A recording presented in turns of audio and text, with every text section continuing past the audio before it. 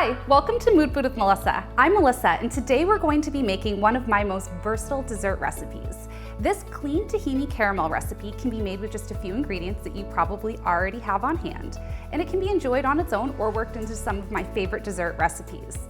So to get started, we'll just need a few things that you can find in your pantry. We'll need some cashew butter, some tahini, some maple syrup, vanilla extract, and sea salt. That's it. So to get started, we're just going to start combining things in a bowl. For this recipe, we won't even need to cook the caramel at all. It's all about just mixing and combining the ingredients. So we have about a half a cup of cashew butter here, and it's very important that you look for additives in your cashew butter, any kind of nut butter really. They can add a lot of thickeners, binding agents, things that aren't necessary. I look for just a cashew butter that's made with roasted cashews and nothing else. So if you can find that, that's ideal. If you need to work with some kind of other cashew butter, the recipe will still work fine. So we're gonna add in our half cup of cashew butter here. And then we're going to combine that with a quarter cup of tahini. Add that in.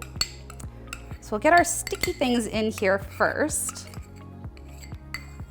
And these aren't going to combine too well together without some more liquid, but we're just gonna start the combination process here. And as I mentioned, it's gonna be tough to get these to completely combine on their own because they are so sticky, but we're gonna just get the process started. And then we can add in our maple syrup, which will loosen things up and make it a little bit easier to get the consistency that we're looking for. So we're adding in here a half cup of maple syrup, and you're going to want to use a pure maple syrup, and you're looking for something dark and robust. That's really gonna help give you the similar flavor profile to caramelization. Caramel comes from being cooked. So we want those deep notes, and the maple syrup is really going to help bring that to the caramel. So we're just gonna continue mixing here until we get everything evenly combined.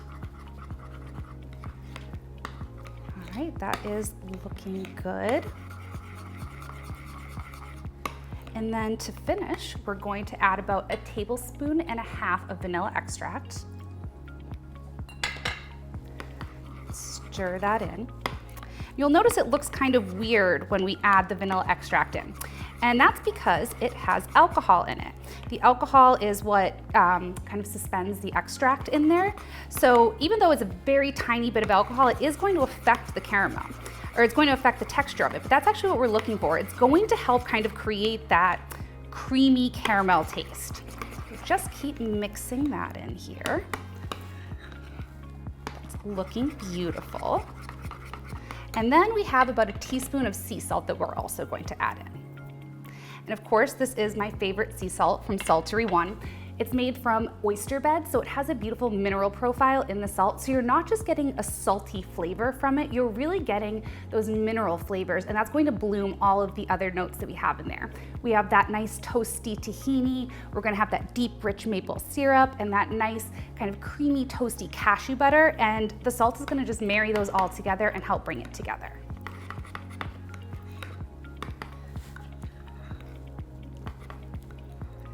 So there we have it. It's just that easy. We have this beautiful caramel sauce texture going on here, and as I said earlier, it can be enjoyed on its own. And by that I meant directly off the spoon. It's delicious by itself.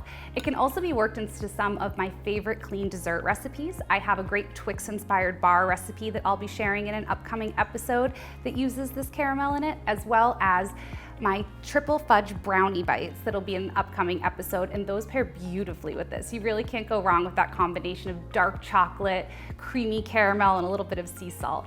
So definitely check out those recipes in upcoming episodes, and you can find this recipe on the website at moodfoodwithmelissa.com. Thanks for cooking with me.